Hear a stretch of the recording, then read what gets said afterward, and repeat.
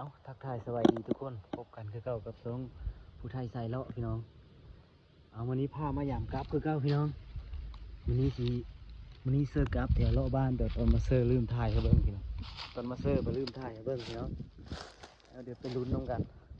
ว่ามันสิถือบอลลูนเลยเซอร์แถวเลาะทางน้องแคมบ้านพี่น้องโอ้ด่างไม่มีถือพี่น้องเอาเสื้อไว้ยุคดินพี่น้องเสื้อเลาะในหมู่บ้าน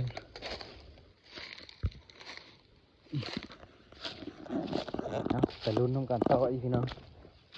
สิมานวะสิมานเลยนะเลยตัวเสื้อเลาะทางแถวแคมบ้านนะพี่น้องโอ้กายแล้ว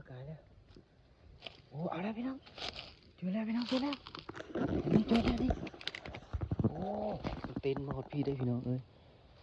โอ้ไปแล้วพี่น้องเจอแล้วพี่น้องโอ้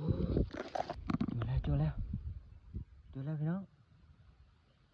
จวดผลมาอีกแล้วพี่น้องได้แต้มหนึ่งเลย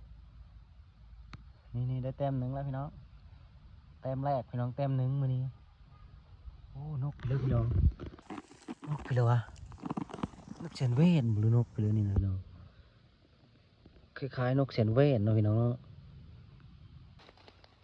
นี่พี่น้องมาแล้วพี่น้องแต้มหนึ่งมือนี้แต้มแรกนกไปเลยวะนกเซนเวนเนาะพี่น้อง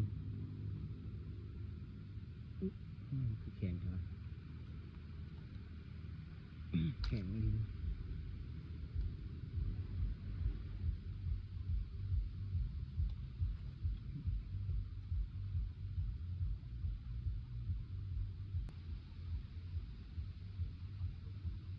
เดี๋ยวสิปีนโด่งก่อนพี่น้อง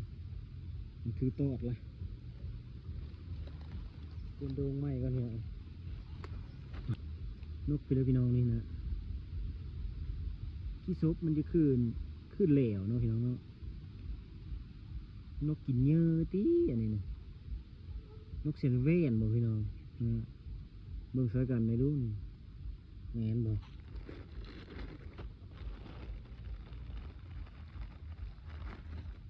มันซีเซอร์ไว้ก่อนพี่น้อง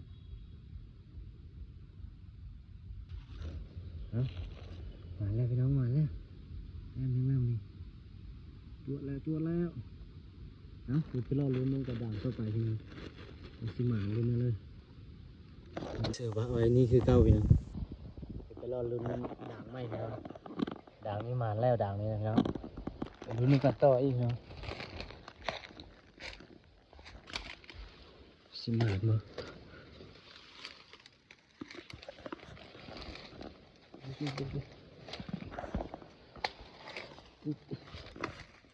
ีที่เดียวด่างนี่ก็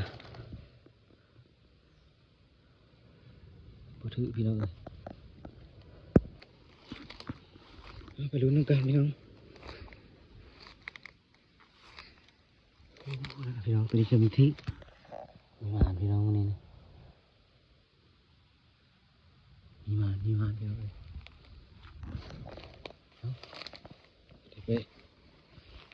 ได้เต็มเดียวพี่น้องวันนี้